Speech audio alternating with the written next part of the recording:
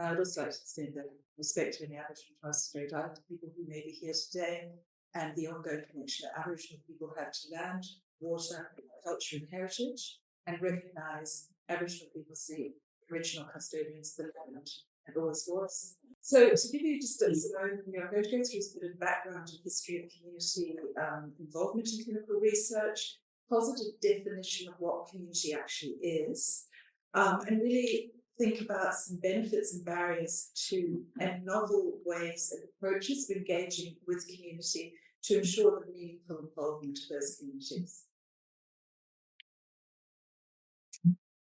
So traditionally, research institutions didn't seek out or engage research participants or communities as partners in research, but instead viewed them simply as research subjects and or potential users of the end product and what the end product of that research might be.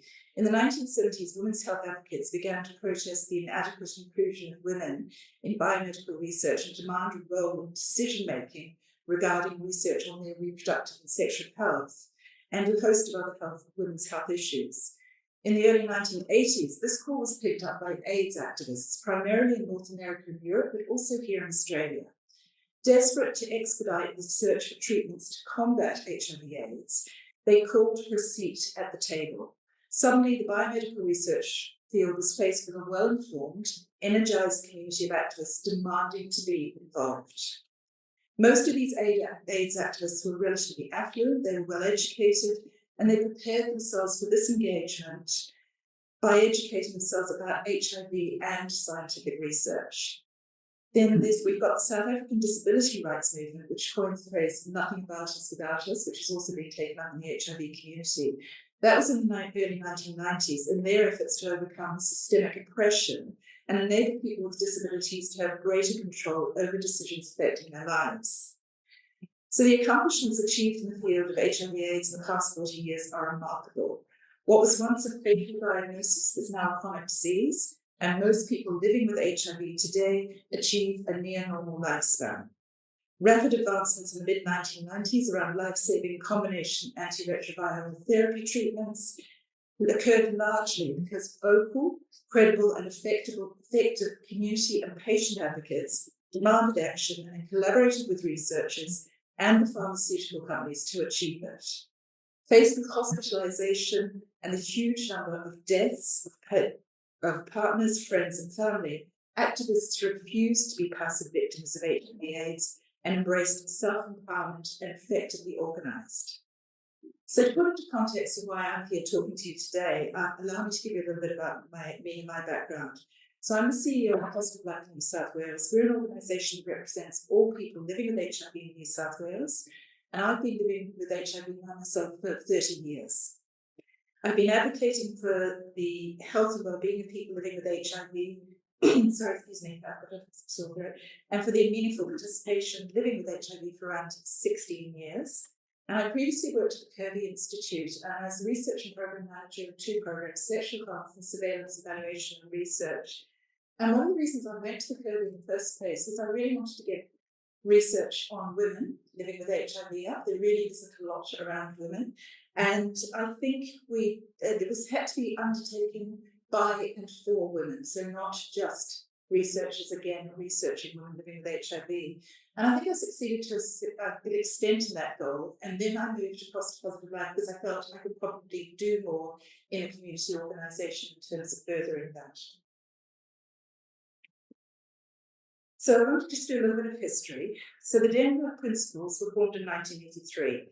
They served as the foundation of the HIV/AIDS activist movement and detailed how people living with HIV expected to be treated, how people living with HIV should respond to the AIDS crisis at the time, and the human rights they demanded. So in response to their demands, formalised the community involvement in HIV research by way of the establishment of community advisory boards began soon after in the late 1980s. It was composed primarily of non-scientists who advised on research protocols and helped to educate communities about the research taking place. Researchers embraced the community and partnered with their community advisory boards to identify potential study problems, inform recruitment practices, monitor research, and ultimately disseminate study findings. It's widely perceived that without the community board involvement, participant recruitment and the overall quality of research into the HIV epidemic would have been compromised. Community advisory boards provided input into the research process. They acted as a sounding board. They engaged in participatory research and advanced community education. Today, community advisory boards are an essential component of most clinical trial networks, including HIV vaccine prevention and cure trials. And in HIV research, the creation of community advisory boards has become a really key strategy for researchers to introduce community representation and input into the HIV research process. So the tenets of meaningful patient and community involvement in HIV research, first articulated by the Denver Principles, were later endorsed by the Joint United Nations Programme on HIV/AIDS, or UNAIDS, as the principles of the greater involvement of people living with HIV, or GPA, as part of the 1994 Paris AIDS Summit. These later became the meaningful involvement of people living with HIV, or MIPA principles.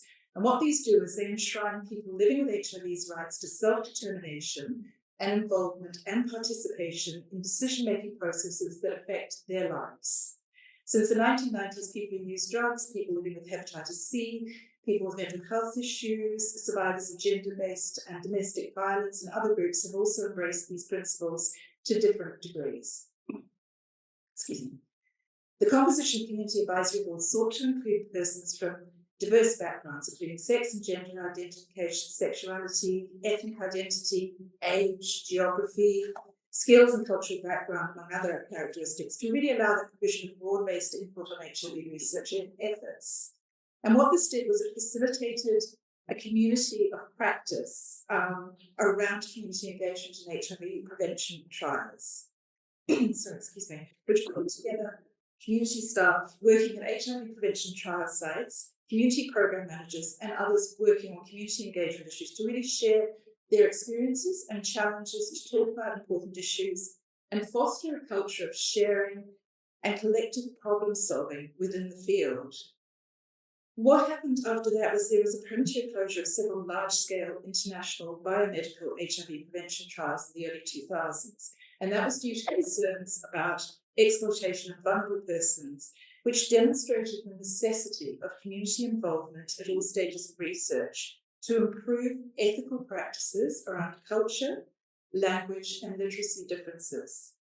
This experience also reiterated the power of advocacy and the importance of transparent and effective communication between researchers, participants, and the community. As a direct result, in 2007, UNAIDS developed a systematic framework of good participatory practice that includes principles of community-based participatory research and training for research teams performing biomedical HIV prevention work, and provides systematic guidance to clinical researchers, sponsors, funders, and implementers on how to effectively engage with stakeholders in the design and conduct of biomedical research. Since the initial launch of these guidelines, they've been adapted for biomedical research on tuberculosis and trials of pandemic pathogens, including COVID-19, reflecting their value in providing a structured approach to community engagement.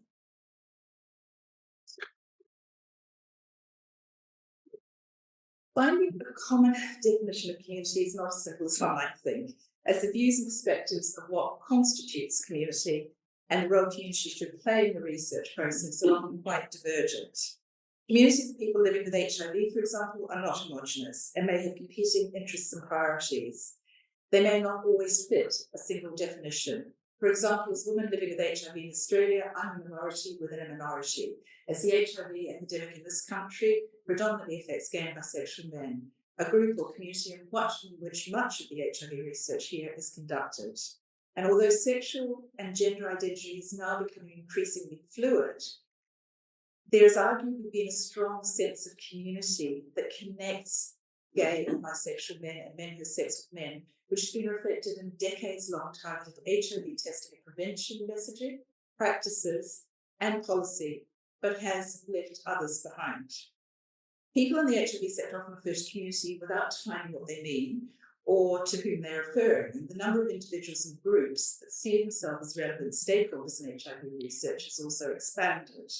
which often makes it difficult for researchers to define the boundaries of exactly who they must consult to meet evolving expectations around community and stakeholder engagement. Community is to help build a common paradigm around these issues. The Global Campaign for Microbicides has proposed reserving the term community to refer explicitly to the subgroup, e.g. men who have sex with men or sex workers, and or geographic community from which participants be drawn, and to use the term stakeholder to refer to groups and individuals operating at a local, national, regional, and or international level. Stakeholders could include political decision makers, ministries of health, regulatory bodies, ethical review committees, community service and or advocacy organisations, non-governmental organisations, civil society, and the media. So what these do, they all comprise part of the larger community, and they're often included in educational and outreach activities so that they're informed about research plans, progress, goals, and potential impact. The contribution and active engagement of these community stakeholders can help foster the translation of the research into future practices and policies. So over the years, our understanding of what constitutes community engagement has evolved substantially. From its origins in early HIV treatment activism in the 1980s to the kinds of nuanced community engagement cultivated at large-scale HIV clinical trials today, community engagement has played a critical role in biomedical research. The gay male treatment activists who first pushed for involvement were a relatively homogenous group of people living with HIV/AIDS who were motivated to make HIV treatment trials the primary focus of their activism. They had a personal and urgent interest to identify new and better treatments that, if successful, might benefit them immediately and directly. Lessons are emerging continuously that inform our approaches to community engagement, our understandings I've discussed of who constitutes community, and our understanding of how or if true partnerships can be established in the quest to expand options to prevent HIV transmission, facilitate the development of new and innovative treatments, and improve the quality of life and health and well-being of the diverse community of people living with HIV. Community engagement has evolved from a quest for new and better treatments to the recognition that inclusion and transparency are ethical responsibilities. And experience demonstrates that not involving communities in HIV research can impact the visibility of clinical trials and outcomes. Ethical guidance documents stress community engagement as essential to the ethical conduct of trials. Co-researching with people with lived experience has drawn on the principles of human rights, with service users and long-term survivors arguing for greater levels of involvement in research as a key basis for the construction of knowledge that underpins policy and practice. In addition to a rights framework as a rationale for involvement, there is increasing evidence of the value of lived experience research in improving both the methods and data quality from research, as well as its relevance to improving people's lives by informing more effective services and supports. Co-design is meaningful end-user engagement in research design and includes instances of engagement that occur across all stages of the research process. Community researchers are viewed as partners, engaged in the research process from the beginning and all through the stages of the research process, taking into account the social and cultural context of the research, the need for sustainable engagement of community, and the inclusion of those who are often marginalised or historically underrepresented in research. Timely and transparent communications with communities are critical to gaining and maintaining trust. Collaboration helps to build trust, contributes to acceptability and use of the intervention, and increases the likelihood that affected communities are invested in and supportive of the research being done. People who form community provide the most direct opportunity for making the difference within that community. Public health research that aims to be successful can't afford to overlook this resource when planning strategies. Collaboration facilitates research that is in alignment with the priorities of the community, as well as that of the researchers.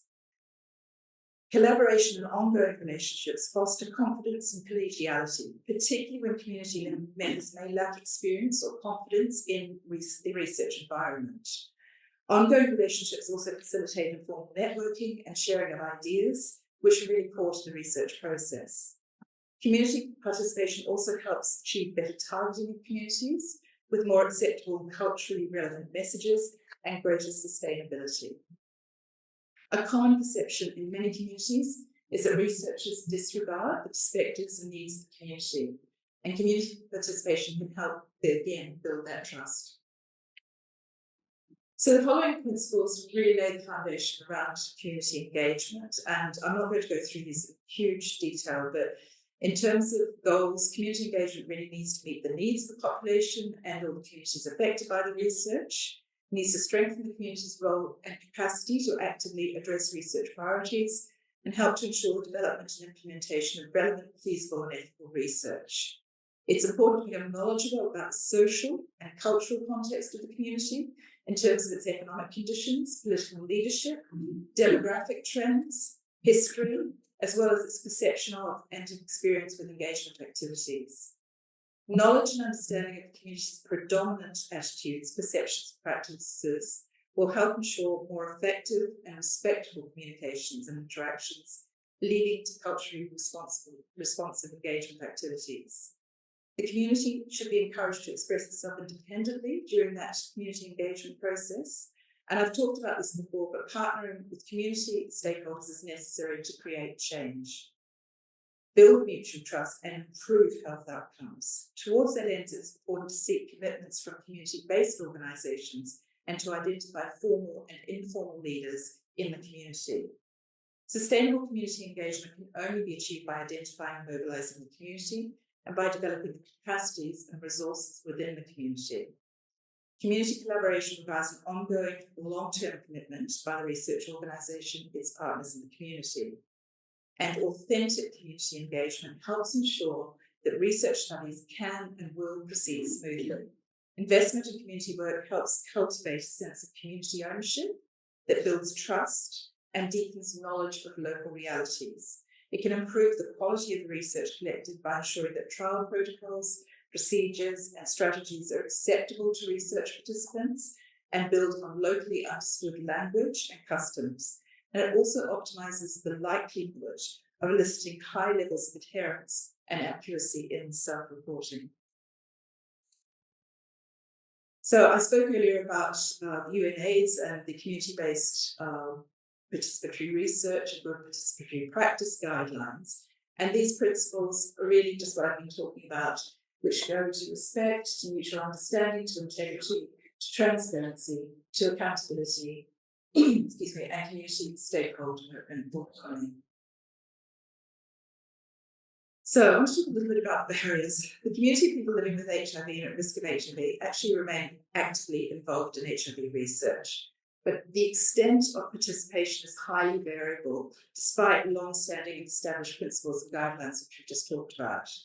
Known barriers to successful community engagement continue to exist, such as power differences, poor scientific or cultural competency literacy, limited understanding or awareness, and limited understanding or awareness about what community involvement requires, poor communication, or a history of community mistrust in research. So although the sectors of people living with HIV and community stakeholders are often valued, lived experience or community knowledge is not considered professional expertise. Ensuring community stakeholders have genuine investment in and oversight of the study requires a level of power sharing between researchers and community stakeholders. However, researchers based in academic institutions intrinsically hold greater power than lay researchers due to entrenched cultures of hierarchy in universities and institutional processes that often do not allow researchers to share the responsibility for research funding or publications with community-based organisations or individuals. The effectiveness of community involvement in research may also be limited based on the relationship of the research team with the community advisory board of that study. So some researchers may view community advisory boards in clinical trials as window dressing or a box to be checked, or they may not have the resources or training to allocate to community advisory board development and management. Community advisory boards are often formed after a trial protocol is established and funded, meaning they have little influence over the study design. Methods used to engage with communities are also often researcher-driven and utilise formal consultation methods such as interviews or focus groups, that do not afford people living with HIV, for example, any power to influence the research process. And without that capacity to influence research design or process, including the capacity to veto research protocols that might be deemed unacceptable, there is a limited value that community members can add to a study. So while the Selection Community Advisory Board members facilitates bringing a greater variety of community members together for advice and input, there's sometimes not independent working groups in the community assigned for the project that they're linked to. So they're often disbanded when that particular study is completed, and the participation is often on a voluntary basis. Community involvement on one project may not be enough to ensure a culture of collaboration and mutual input. This fact may reflect a structural and ethical limitation on the ongoing impact of continuity in community voices that has proven critical to HIV research efforts, as well as in identifying future research needs. But conversely, however, periodic Community Advisory Board member turnover can also help reflect changes in patient or participation populations of interest, and may provide a perspective not otherwise held by long-term Community Advisory Board members. Participation in clinical trials or trauma-informed research can sometimes lead to stress and or burnout, particularly in the early days of HIV treatment trials, where participants often engaged in multiple drug trials. I know of one person in our community who actually engaged in 40 separate HIV drug trials in the 80s and 90s and is just exhausted. And it can often result in unintended consequences for health, mental health, may contribute to inconsistent engagement due to study fatigue. Community stakeholders often feel their involvement in HIV clinical research is undervalued by researchers and research institutions with respect as to how the advice is received and acted upon, and that they're not compensated financially on professional terms. Further, there may be an implicit expectation that community organisations will fund the time provided by their people living with HIV membership to consult on research. However, many community organisations, ours included, have minimal funding and can't afford to pay people living with HIV volunteers in research studies. This becomes a major barrier to the enactment of NEPA principles of research. So this gap's really acknowledged. Consultants or the research institutions or funding policies are restricted in the amount they can reimburse community members, and it can be sometimes viewed as a little tokenistic. And there's often an end relationship between funders and a research team, but there's not one between funders and community. Many community members and organisations engaged by academia may be motivated by altruism or service. However, to be effective, the community needs to become engaged in that research. And this involves ensuring that they're not only well funded and supported, that they understand research ethics, are able to identify potential harms to their community, and are willing and able to provide feedback to researchers. Achieving this requires flexibility, shared decision-making, and education to improve science and ethics literacy for the community, and meaningful community engagement and cultural competency for research teams. Conceptual and practical differences between community involvement, engagement, recruitment, and participation in HIV clinical trials and research studies can mask a lack of meaningful involvement in research. So meaningful involvement requires people living with HIV, community stakeholders, to have capacity to influence decisions about research design and implementation. By contrast, community engagement is often defined as communities being sufficiently health literate to provide input to HIV research as requested. Then different again are community engagement strategies which aim to recruit trial participants, and the assumption that provision of community education about participation in a trial equates to meaningful involvement. These all risk the inadequate involvement of people living with HIV, and there needs to be an understanding of exactly what meaningful involvement looks like.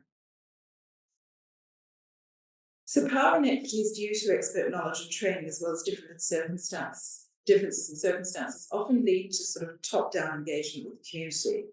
That is, an expert develops an idea, tests the idea in the community through a focus group, ultimately implements the research. Bottom-up approaches start with the community identifying the problem, involve the community in that iterative development of solutions or approaches, and then engages the community in the performance of research. So when these approaches are blended through academic and community flexibility and power sharing, training and community developed cultural competency, and/or in the intentional identification of scientific leadership who are also part of the community, engagement can be successful. I cannot stress the importance of developing standardised protocols to support meaningful involvement of people living with HIV at all stages of the research, study, or clinical trial, from design to dissemination of findings. Researchers outside the field of HIV are incorporating the role of person-centred co-design to optimise the time required to build deep community trust and relationships and improve the participation of marginalised and minority opinions and voices. Person-centred co-design acknowledges diversity in experiences and opinions of the community and utilizes methods such as world cafes that can rapidly engage and target a wide range of experiences and opinions to capture the varying experiences of people living with HIV. This approach may be particularly advantageous in highly heterogeneous populations to ensure research priorities are not just influenced by the most involved and vulnerable, but reflect the greater community. This is at its core inclusive and iterative and provides avenues for diverse viewpoints and experiences to ultimately deliver a refined and nuanced gender intervention. Innovations are also being developed around improving trust and understanding, which have encouraged research teams to seek out novel approaches to community engagement. Active community engagement is considered essential to culturally competent research, as I've said, specifically with targeting vulnerable, marginalised, or those communities and people deemed hard to reach. As such, novel approaches such as use of mobile and social media to include are being really actively explored. The establishment of a virtual panel is one innovative way to include difficult to reach populations. The University of New South Wales has actually developed a community reference panel that exists as a virtual network of persons across Australia to be engaged in research design. This panel was originally established to improve the uptake of testing and treatment of sexually transmitted infections among First Nations Australians, but it now exists to support community involvement in research that embraces populations that are difficult to engage, such as people who inject drugs, people who are incarcerated, and sex workers. Another proven approach to overcoming power dynamics between research and the community is through enhancing understanding of community experience using arts-based methods. This method is a collaborative process where participants and facilitators use these methods to communicate personal and potentially sensitive stories and represents a way to involve vulnerable and marginalised populations and communities and enhance inclusivity. It ultimately results in the expansion of opportunities for the greater diversity of involvement and deeper connections between community and the research team. So although principles of community engagement were historically predominantly around HIV prevention research, other areas are benefiting from greater community engagement in accordance with the nature of the trajectory of the HIV epidemic and the way it's changed over the years, such as HIV cure-related research, technologies such as long-acting antiretroviral therapies, and studies on aging with HIV. Clinical trials around the HIV cure are specifically investigating practices such as the interruption of HIV treatment, whereas long-acting injectable antiretrovirals are being studied on prevention trials for use as PrEP or pre-exposure prophylaxis, and quality and end-of-life research are seeking community input around long-term aging with HIV. Over 50% of the population of people living with HIV in Australia are now aged 50 years or older. For example, people living with HIV who are aging with HIV were exposed to longer durations of HIV viremia, more toxic treatments, and significant peer losses that contribute to multimorbidity, disability, and loneliness.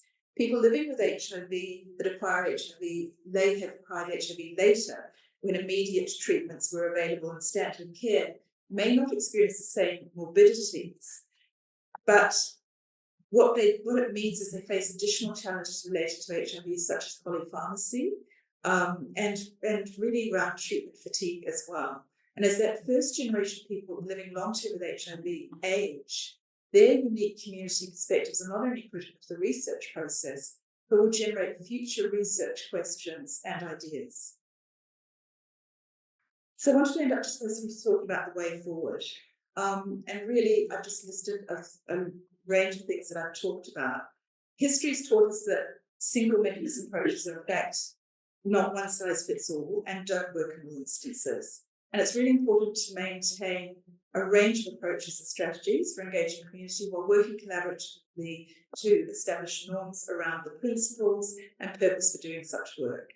We've noted the important role that community advisory boards and other similar structures play in research. However, community advisory groups also suffer from limitations and shouldn't be the only mechanism used to engage and facilitate input from the community.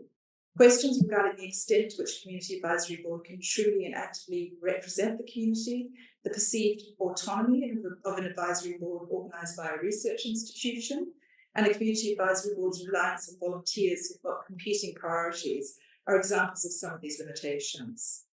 As important as the how to engage communities is the when to engage them. Involving communities in decisions about if, where, and why research will take place helps to establish trust and a sense of ownership over the research. Early investment in the capacity of communities to engage in that research process does help to build a strong base of support and can help to avoid future misunderstandings that may threaten the viability of studies. Beyond the successful implementation of research studies, community support is vital for the successful introduction and ongoing future development and communication around study outcomes. Engaging community stakeholders early helps ensure that strategies are contextually and culturally appropriate and acceptable to the community. Coordinated efforts to share lessons learned and best practices are vital, as are questions of how to evaluate such strategies and measure their success. But the degree to which this will occur depends on recognising and supporting the importance of opportunities for open and transparent dialogue. As new and innovative engagement strategies emerge, it's going to be vital for the field to document and evaluate these practices in order to build a body of evidence to inform authentic and effective community engagement. In recent years, the discourse on community engagement has moved towards notions of partnership between community and research entities. However, it's important to acknowledge and address those issues of power in the research endeavour, and power imbalances exist across multiple lines. One goal of community engagement should be to work towards reducing those power disparities and developing creative mechanisms for addressing those that are deeply entrenched. Currently, there are also disparities in how community members are reimbursed. There's little guidance on how community organisations should be remunerated for their time and contributions to research studies in order to sustain the level of meaningful community engagement necessary for the successful implementation of those research studies. New norms for community engagement must include clear guidance on reasonable budgets and remuneration based on the recognition of professional experience.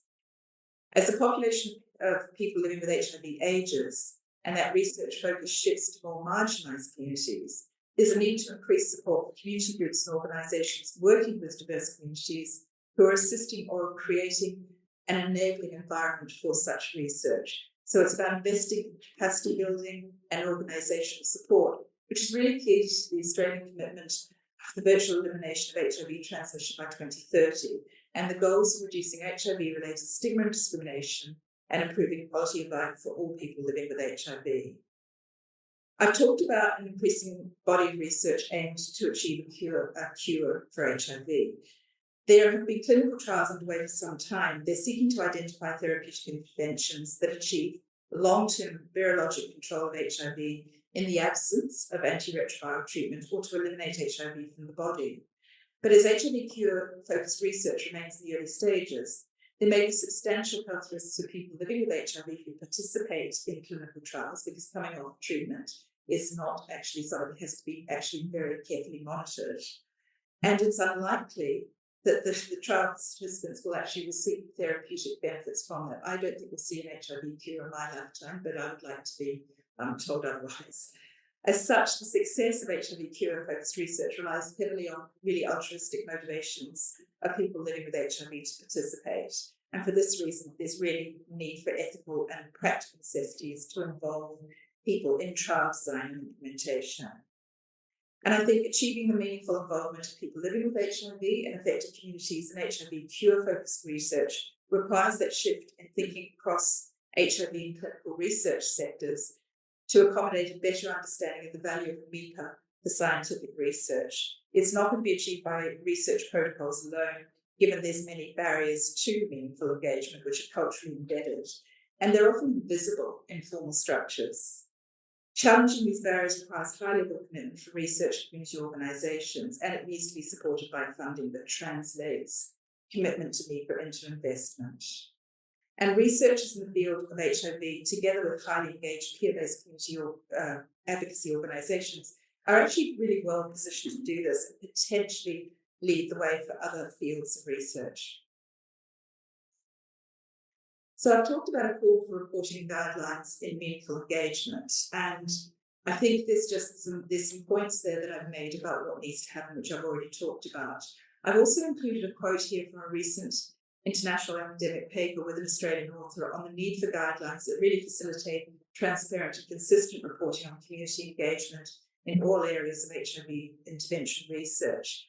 And as a community organisation, we get that value of meaningful community engagement, but there really aren't the guidelines in place for reporting on the value of our engagement or the value that we bring to research, how to evaluate and quantify it. I've also referenced a paper I'm a co-author on around a critical reflection of the role of non-university co-researchers in the research process. And I'm prefacing this before going to the next slides, which I know that Danielle is going to speak to more about the NHMRC guidance for consumer and community involvement in medical research. So obviously in 2016, the guidance was actually released, and then in 2020, the NHMRC also released a toolkit for consumer and community involvement in health and medical research. And then they've also produced guidelines around consumer and community representatives and peer review for targeted call for research. So that's what I apologise for going into that, and thank you. Thank you, Jane. That was fantastic. So now I'd like to welcome Danielle Hughes and then Professor Ross Hannan. So Professor Ross Hannan, as you all know, is the Deputy Dean of Research here at the College of Health and Medicine, and is an internationally recognised cancer research scientist. Ross has been a board member and the Scientific Research Director for the National Breast Cancer Foundation, where he contributed to the development of the Pink Horizon strategy. And Danielle is our wonderful manager of the research office here at the College of Health and Medicine as well, and she plays a pivotal role in the research landscape of the college and has been instrumental in supporting grant development and securing critical funding to drive innovative research. So I just have to say on the consumer and community involvement landscape, it's extraordinarily broad. As you'll have gathered from Jane's presentation, you may feel that some things I say are coming at it from a different lens and may feel like it's similar information. There's just so much to say about this that we could actually be in a lot. We'll just hop straight into it. So it's quite fitting. Jane finished on the statement from the NHMRC that was developed in 2016, and these are a couple of points on who are consumers and community in regards to involving them in research. So consumers and community are people who've had a lived experience of a health issue, patients and potential patients, carers, people who use the healthcare services. Member of community, sharing a common interest. Collectively, consumers and community members may be referred to as the public.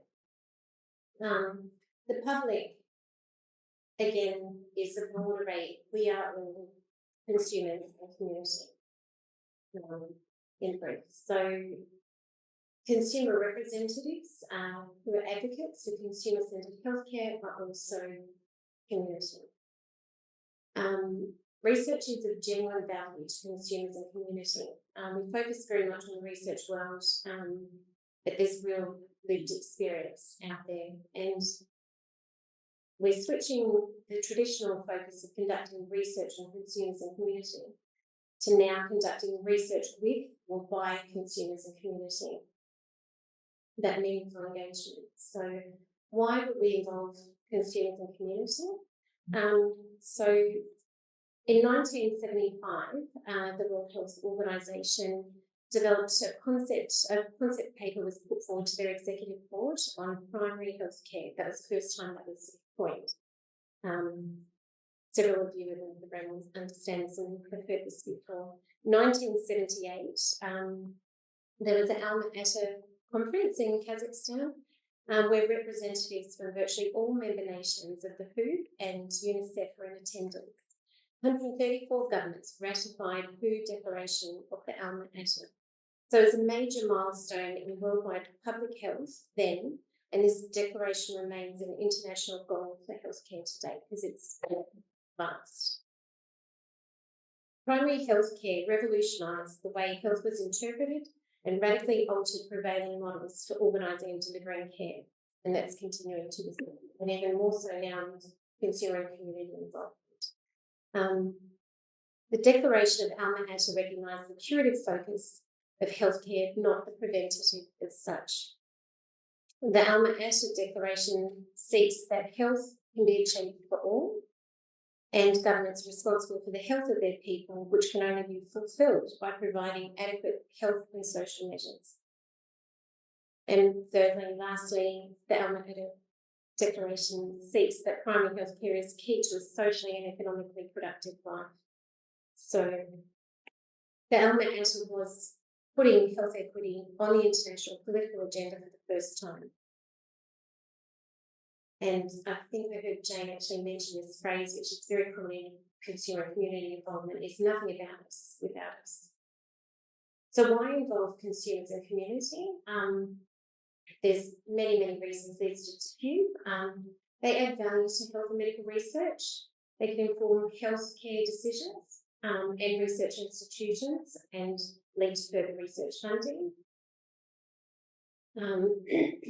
Consumers and community can help researchers strategize to maximise the research impact, and they can dip in and out of many stages of research, as Jane said, and from concept to outcome.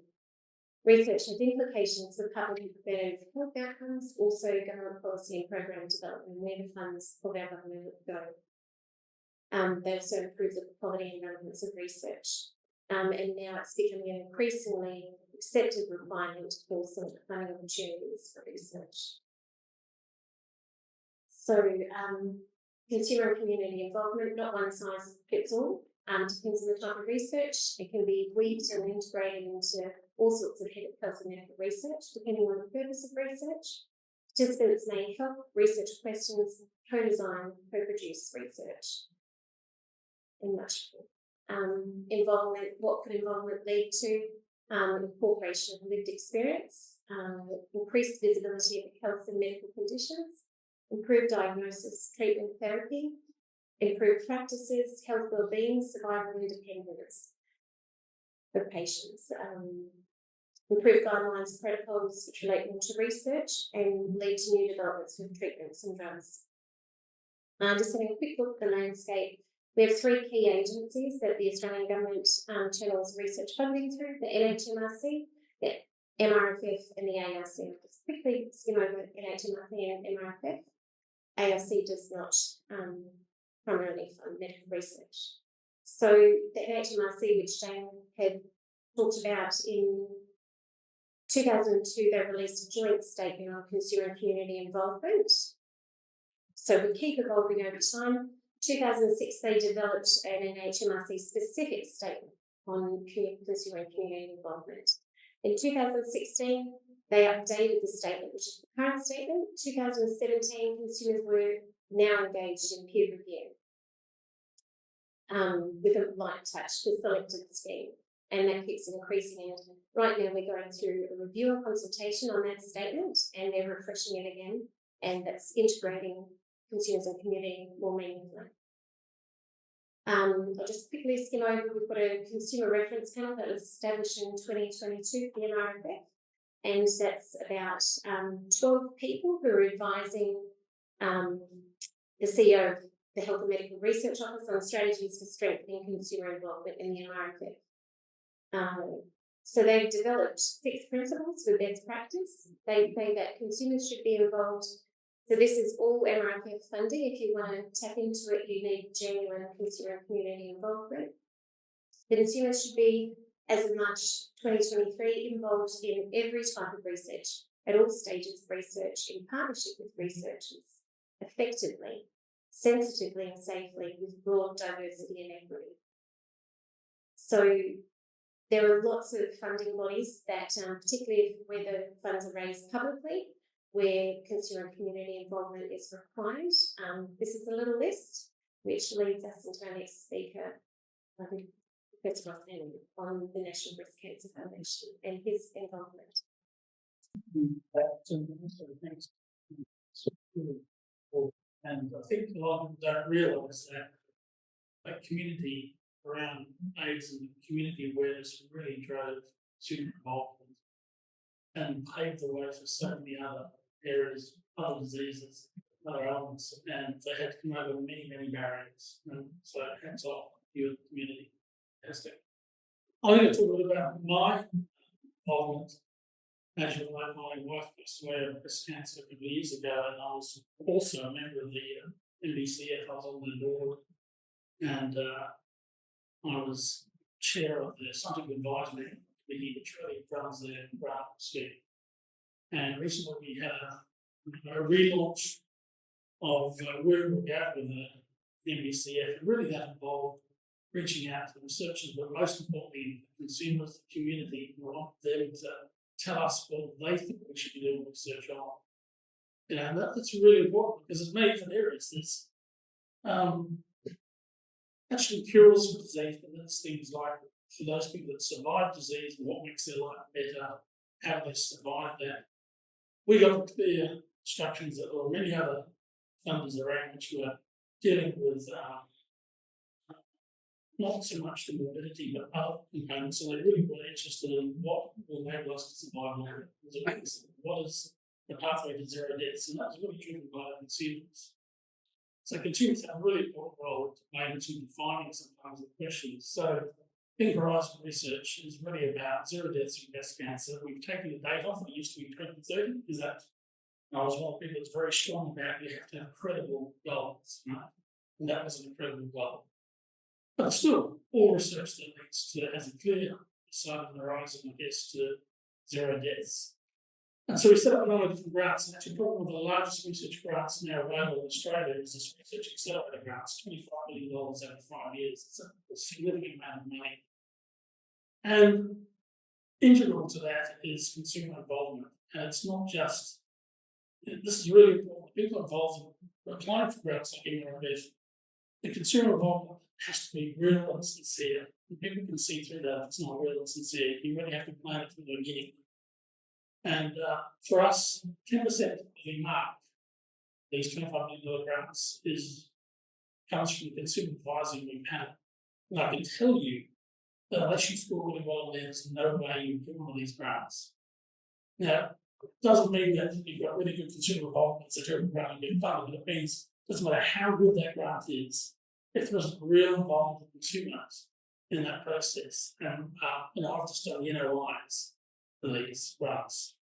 And one of our top grants didn't get through because its consumer component was weak.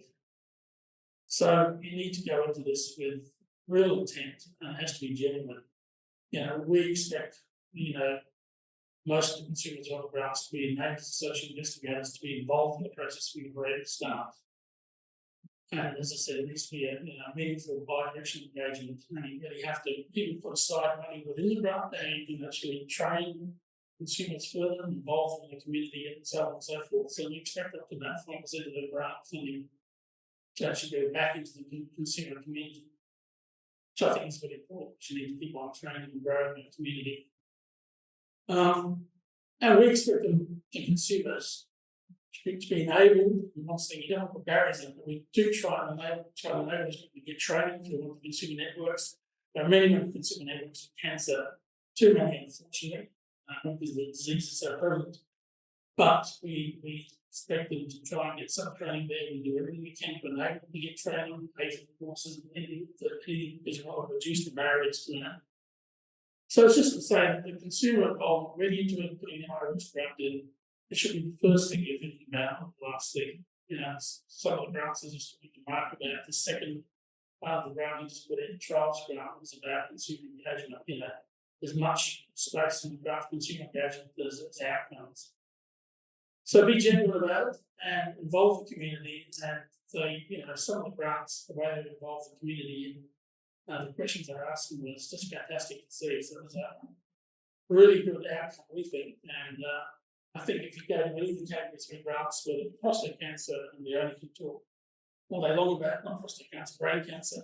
You know, they're very strong communities. Prostate brains. I can look some good stuff. But those communities are very strong communities, and you really have to engage them from the very start to really make meaningful inroads. Particularly when it's a disease which are very difficult to do trials, and so doing trials with children with brain cancer, extremely difficult. You have to really involve the consumer community in that. And I think that was all I want to say, but I really do want to thank you for really inspiring for how it is done to involve, the consumer, the community into the research process, and still not we're going to cure. You're here. That's fantastic. Thank you. Yes.